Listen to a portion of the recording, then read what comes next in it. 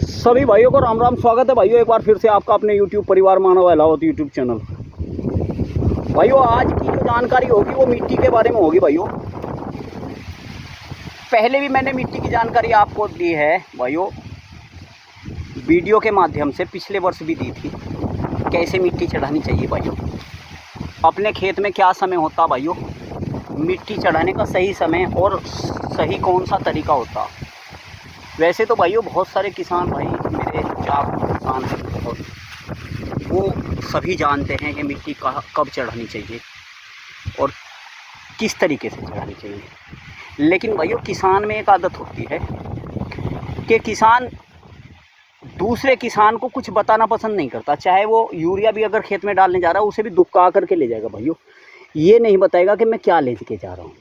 उसे डर बना रहता कहीं ना कहीं कि मुझसे तगड़ा पड़ोसी का ना हो जाए या मेरी जैसी फसल पड़ोसी की ना हो जाए। लेकिन भैया उस किसान को ये जानकारी नहीं होती कि पड़ोसी ने क्या पता तुमसे भी आगे का लगा रखा है कुछ, कोई कम लागत नहीं दे रहा भैया। इस समय लागत पे एक से बढ़ के एक अड़े पड़े लोग। तो बात करते हैं मिट्टी की भाइयों। तो सबसे बढ़िया जो मिट्टी चढ़ाने का समय है वो कौन सा है, तो वो मैं आपको दिखाता हूँ। अंदर चलते हैं भाइयों। वैसे तो भाइयों खेत में पानी चल रहा है क्योंकि आज ही इस खेत में हमने मिट्टी लगाई है और मिट्टी लगाने के बाद पानी छोड़ दिया है। ये देखिए नीचे से पानी चल रहा है भाइयों मिट्टी के बाद। और फिर भी अंदर चलते हैं, आपको बताऊंगा मैं दूसरी साइड में जहाँ भी पानी नहीं पहुँचा वहाँ चल कर के बात करते हैं भाइयों कैसे मिट्टी चढ़ानी चाहिए, क्या समय होता है और क्या तरीका होता है, सारी जानकारी देंगे भाइयों। आज भाइयों खेत में अभी हमने आज ही मिट्टी इस खेत पे अपने लगाई है भाइयों। ये देखिए अभी आपको ताज़ी मिट्टी चढ़ी हुई दिख रही होगी भाइयों। अभी हमने इस पर मिट्टी चढ़ाई है। तो अब इसका समय क्या है भाइयों, समय पर बात करते हैं। जैसे मान लो हम यहाँ खड़े हैं, यहाँ पर ये मेरा पैर देख रहे हैं आप, ठीक है, मैंने इस मेढे से लगा करके ये पैर रख लिया। तो अब आप इस एक गूल को 10 फीट की दूरी नापिए, इसकी लंबाई। जैसे मान लो ये है, ये गूल है ना, ये मेरा पैर रखा है, इससे इधर आगे चलिए आप और 10 फीट की दूरी नाप लीजिए ऐसे करके। मान लो वहाँ तक, यहाँ से मैं लाइन बना देता हूँ एक, मान लो यहाँ से और हम आगे चले ऐसे करके भाइयों यहाँ तक लगभग मान लो हम यहाँ आए और ये देखिए मान लो यहाँ तक आ गए, आए कहाँ से, वहाँ से।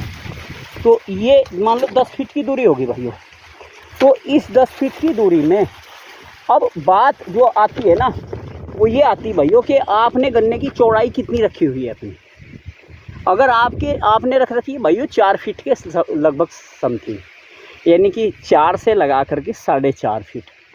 तो फिर ये जो एक गूल है जो मैंने आपको बताई है, इसकी जानकारी मैंने आपको पहले भी पिछले साल भी दी थी भाइयों।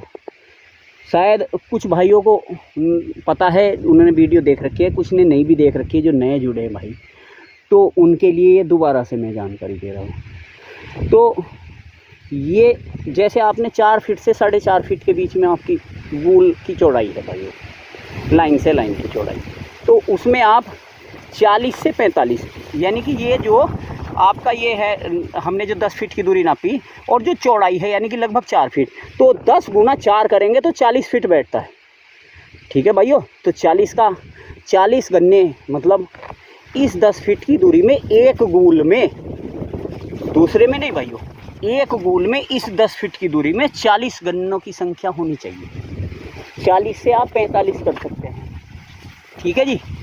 अब इसी तरह से आप अपने खेत में 2, 3, 4 जगह नाप ले सकते हैं। पूरे खेत को तो नापना संभव है नहीं, मान लो 1 एकड़ का है, 2 एकड़ का किसी का खेत है, तो उसे पूरे को तो नापना संभव है नहीं भाई। तो इसमें आप 1, 2, 3, 4 इस तरह से जगह मान करके कहीं भी आप गूल को नाप सकते हैं। और अगर आपकी चौड़ाई 5 फीट के लगभग है, यानी कि 5 है या 4.5 और 5 है, तो फिर यही है नापने का तरीका। 10 फीट लीजिए एक गूल की दूरी और इसमें 50 से 55, बहुत ज़्यादा अगर करें तो 60 अव्वल तो होने नहीं चाहिए भाइयों, क्योंकि फिर गन्ने की जो मोटाई है ना, अगर गन्नों की संख्या आप ज़्यादा रखोगे अपने खेत में तो गन्ने की मोटाई कम आएगी भाइयों। और जब गन्ने की मोटाई कम आएगी ना तो फिर गन्ने की भाइयों वज़न कम आएगा। और अगर आपको अच्छा वज़न लेना है, सही वज़न लेना है अपने गन्ने की फसल से, तो फिर भाइयों इसमें आपको यही मानक रखना होगा कि इतनी दूरी में, 10 फीट की दूरी में उसी हिसाब से गन्ने जो आपकी चौड़ाई है वो मैंने आपको बता दी। अगर 4 से 4.5 है तो 40 से 45 गन्ने इस 10 फीट में एक गुल में, और अगर 5 से 5.5 है तो 50 से 60 गन्ने इस 10 फीट में एक गुल में। तो पूरे खेत में फिर यही, ऐसा तो है नहीं भाइयों कि हर एक गुल में ऐसा ही होता है, कहीं 2-4 गन्ने इस 10 फीट की दूरी में कम भी आएंगे और कहीं ज़्यादा भी आएंगे। तो एक मानक होता है भाइयों, इसे मान लेते हैं हम। तो अगर आप इस 5 फीट में, मान लो 5 फीट का है आपका 4.5 से ऊपर, तो फिर 5 फीट के दायरे में हम उसे रखेंगे। तो 50 से 60 के बीच में गन्ने होने चाहिए, इससे ज़्यादा गन्ने नहीं होने चाहिए भाइयों। और अब बात करते हैं भाइयों तरीके की। ये तो मैंने आपको बताया मिट्टी चढ़ाने का समय।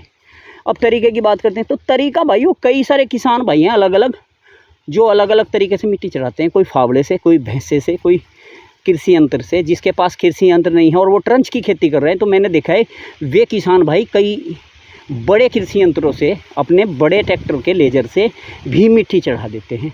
जो कि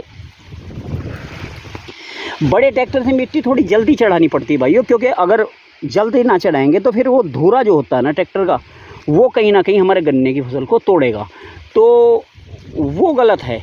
उसमें आप चाहे फावड़े से ही मिट्टी चढ़वाएं या फिर किसी से किराए पर मिट्टी चढ़वा ले अगर कृषि यंत्र नहीं है, लेकिन वो काम ना करें जो नुकसान दे। उसमें टिल्लिंग भी आपकी पूरी नहीं आएगी और मिट्टी भी पहले चढ़ जाएगी, तो पैदावार भी डाउन होगी।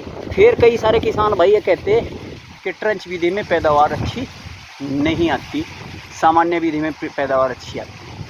तो काम आप पूरा करोगे नहीं तो पैदावार कहाँ से अच्छी आएगी भाइयों। तो ये थी भाइयों आज की जानकारी। फिर मिलते हैं एक नई वीडियो के साथ। नमस्कार, धन्यवाद।